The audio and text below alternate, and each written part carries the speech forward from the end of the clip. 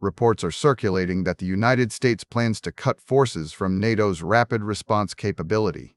You might be seeing headlines suggesting this signals American abandonment of Europe or a fracture in alliance unity. The real stakes here go far deeper than troop numbers on paper. This move reflects a fundamental strategic recalibration driven by the rise of China and the hard limits of European defense burdens. By watching, you will understand that what looks like withdrawal is actually a calculated prioritization of resources where great power competition demands every asset count. To grasp why this shift makes sense from Washington's perspective, we must first look at how alliance structures function when budgets are finite. NATO was built on the premise of collective security against a specific threat, Soviet aggression in Europe. For decades, that threat dictated force posture and budget allocation across the Atlantic. But threats do not remain static while alliances stay frozen in time. The strategic environment has shifted from a bipolar contest between Washington and Moscow to a multipolar reality where Beijing's ascent demands equal attention. When you have limited resources and expanding global commitments, every dollar spent on one theater is a dollar not available for another. This creates an unavoidable trade-off that no amount of diplomatic rhetoric can erase. The United States now faces a choice about how to deploy its military power in the coming decades. The Department of Defense has explicitly identified China as the pacing threat, the competitor capable of challenging American dominance across multiple domains simultaneously. In this context, maintaining high-readiness forces in Europe while also building capacity for Indo-Pacific operations becomes mathematically difficult without massive budget increases that political realities often forbid. Consequently, force structures must be realigned to match where strategic weight matters most right now. This is not about abandoning the European theater, but rather redefining what American engagement looks like when resources are stretched thin by a peer competitor in Asia. Quick resource note. I keep a curated set of Amazon search links in the description for books, gear, and tools relevant to this channel's topics. Some are affiliate links, so I may earn a commission at no extra cost to you. Please consider supporting the channel by using those links if you find something useful. Consider the specific mechanics of NATO's rapid response forces. These units are designed for immediate deployment, which means they must be trained, equipped, and ready to move at a moment's notice. Maintaining such high readiness requires continuous investment in personnel rotation, logistics chains, and advanced weaponry. If American leadership decides that the probability of conflict with Russia is lower than previously thought, while the risk posed by Chinese military modernization grows exponentially, then reallocating those rapid response assets becomes a logical strategic decision. The goal shifts from maintaining maximum force presence everywhere to ensuring overwhelming capability where it counts most for national survival. This brings us to the European defense burden and why American leadership feels compelled to push harder on allies to carry more weight themselves. For years, Washington has urged NATO members to meet their spending commitments, yet progress remains uneven across the alliance. Some nations have increased budgets significantly since 2014, but many still fall short of the agreed targets relative to gross domestic product. When a major ally like the United States reduces its own footprint in Europe, it forces other partners to step up or face security gaps that could destabilize the region entirely.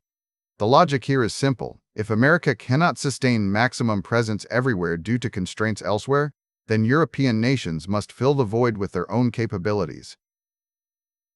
There are concrete examples of how this reallocation plays out in practice across different military domains. While specific troop numbers fluctuate based on annual budget decisions and political negotiations, the trend lines show a clear movement toward Indo-Pacific focus.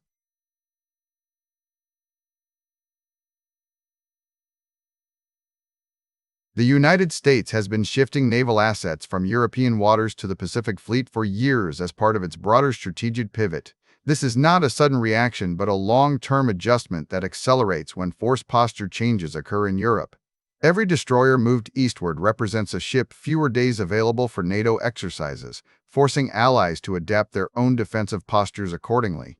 Now consider what happens when you look at the numbers behind these decisions without getting lost in political spin. Recent analysis of public attitudes toward military artificial intelligence across 9 countries shows that support varies significantly based on how citizens perceive their national security needs. In nations facing direct threats, populations are more willing to accept technological integration and force restructuring than those viewing defense as a distant concern. This data point illustrates why strategic shifts often face domestic resistance, even when they make sense strategically. The public may see troop reductions in Europe as weakness, while policymakers view them as necessary reallocation for survival against a greater threat elsewhere. The deeper insight here is that great power competition changes the very definition of alliance utility. NATO was designed to deter Russia, but its relevance now depends on how well it can support American strategy against China without becoming a drag on resources needed in Asia. If European allies cannot fully fund their own defense capabilities or integrate rapidly with U.S. forces for Pacific contingencies, then maintaining high-readiness troops there becomes less efficient than investing those same assets closer to the Indo-Pacific theater. This is not about abandoning Europe, but recognizing that American security interests now extend far beyond the Atlantic coast. When you look at the full picture, what appears as a cut or withdrawal is actually a strategic reallocation driven by hard constraints and shifting priorities. The United States cannot maintain maximum readiness everywhere simultaneously when facing a peer competitor in Asia, while also managing global commitments elsewhere.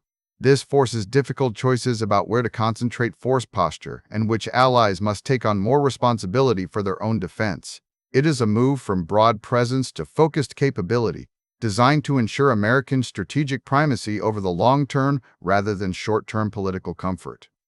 The ultimate lesson here is that alliances are not static arrangements but dynamic instruments of statecraft that evolve with changing threats and available resources.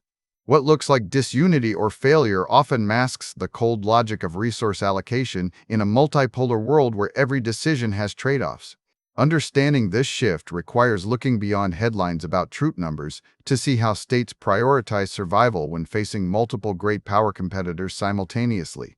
Thanks for watching all the way to the end. I am a one-person team working hard to make each video better than the last. Subscribe if you found value. It is the best way to show support.